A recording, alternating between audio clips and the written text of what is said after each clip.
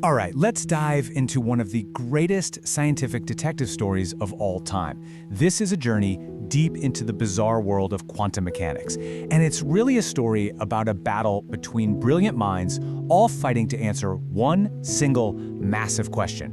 What is reality? And it all kicks off with a question that sounds like it was ripped straight out of a sci-fi movie, but I promise you, it's at the very heart of this story. What if? What if the universe is just this blur of possibilities, and things only snap into focus, only become real when we actually measure them? It sounds absolutely insane, but this one idea was about to tear the world of physics completely apart. So, to really get why this was so explosive, we have to rewind the clock to the turn of the 20th century.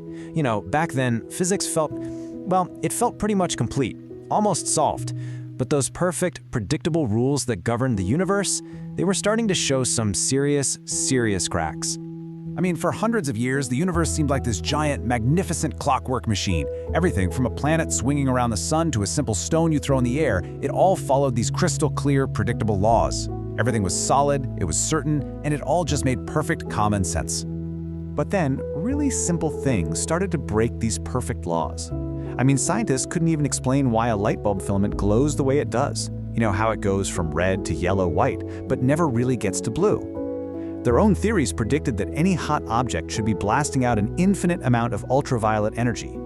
They called it the Ultraviolet Catastrophe because it was so obviously, ridiculously wrong. Something fundamental was broken. But the biggest puzzle of all was something called the Photoelectric Effect. See, everyone agreed light was a wave. So, a brighter, more intense wave of light, well, it should have more energy, right? Enough to knock a few electrons off a metal plate? But it didn't work like that at all. You could shine the brightest red light you could make on it, and absolutely nothing would happen. And yet, even a super dim ultraviolet light could pop those electrons out instantly. It didn't add up. And this is where a young, unknown patent clerk named Albert Einstein steps onto the stage. It's 1905, and he proposes an idea that is so radical, so completely heretical, that it's going to change physics forever. Einstein basically said, hey, forget about light being a wave for a second. He said, instead, think of it as a stream of tiny, discrete, bullet-like particles of energy. He called one of these little packets a quanta, and suddenly it all made sense. The ultraviolet light worked because each individual particle, each quantum, just packed a way bigger punch than a particle of red light. So, okay, this brilliant idea solves the photoelectric effect. Awesome! But in doing so, it creates an even deeper, weirder paradox. So which is it? Is light a wave, which explains stuff like fuzzy shadows, or is it a particle? And the baffling answer that came back was, somehow, it's both, at the same time. This gave light a total split personality. The wave theory was perfect for explaining everyday things, like the shimmering rainbow colors you see on a soap bubble, but only the particle theory could explain the ultraviolet catastrophe and that pesky photoelectric effect. Physics was now built on a fundamental contradiction. And this contradiction, it wasn't just some quirky fact about light. Oh no. It was about to explode into a full-blown battle for the very soul of science, fought between two of the greatest minds to ever live, Niels Bohr and Albert Einstein. And then the weirdness just got weirder. Scientists discovered that electrons, things we always thought of as solid little bits of matter, they also acted like waves. In the famous double-slit experiment, if you fired a single electron all by itself, it would somehow manage to go through both slits at once and interfere with itself, creating a wave pattern on the other side. That just defies all logic. This led to two totally different views of what reality even is. On one side, you had Niels Bohr. He argued that until you measure it, an electron doesn't have a definite position. It's like a spinning coin in the air. It's a blur of possibilities, neither heads nor tails. The act of measuring is what forces it to pick one. Einstein absolutely hated this. He argued that reality has to be objective. The electron always has a position, we just don't happen to know what it is. It's like a pair of gloves. If you put one in a box and mail it to a friend, that glove is already left or right long before your friend opens the box to check.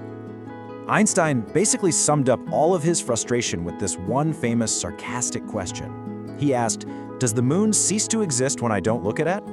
To him, the idea that reality was just conjured into existence by us looking at it was just completely absurd. Of course the moon is there, whether we look or not.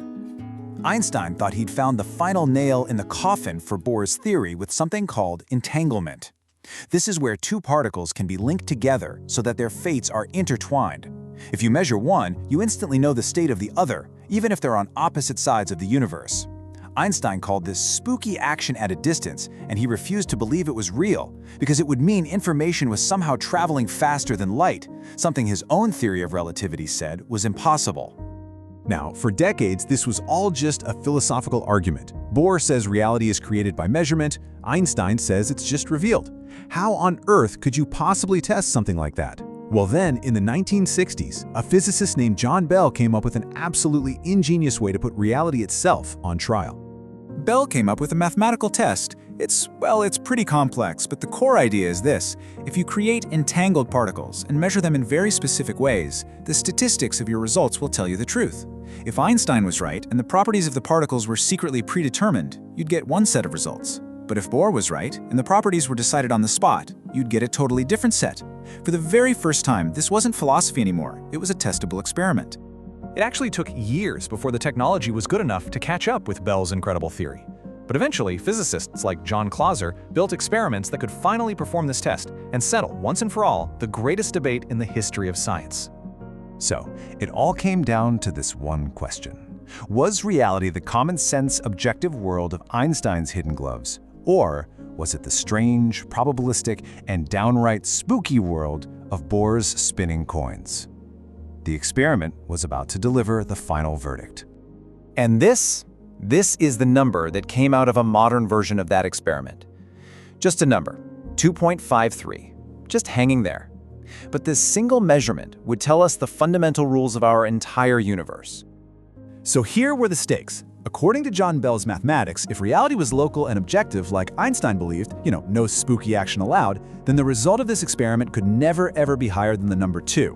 But if the number came out greater than 2, then Bohr was right and the universe is truly as bizarre as quantum mechanics claims it is. The number was 2.53, greater than 2. And every single time this experiment has been run, with more and more precision over the years, the result is the same. The verdict was in. Albert Einstein, the very man who started this whole quantum revolution, was wrong. Niels Bohr was right. Reality is officially spooky. The implications of this are they're mind-bending. It means there is no hidden reality like Einstein's gloves. The universe at its most fundamental level is not predetermined. It's a game of chance. That spooky action at a distance, it's real. Particles can influence each other instantly across the cosmos. And yes, in a very real quantum sense, the moon is changed by the act of us looking at it. So we find ourselves living in a universe that is profoundly strange, one that defies our common sense at almost every turn. It proves that even our most basic assumptions about what it means for something to exist can be completely wrong. And that leaves us with one final thrilling question to think about. If the fabric of reality is this weird, what other secrets is the universe still hiding from us?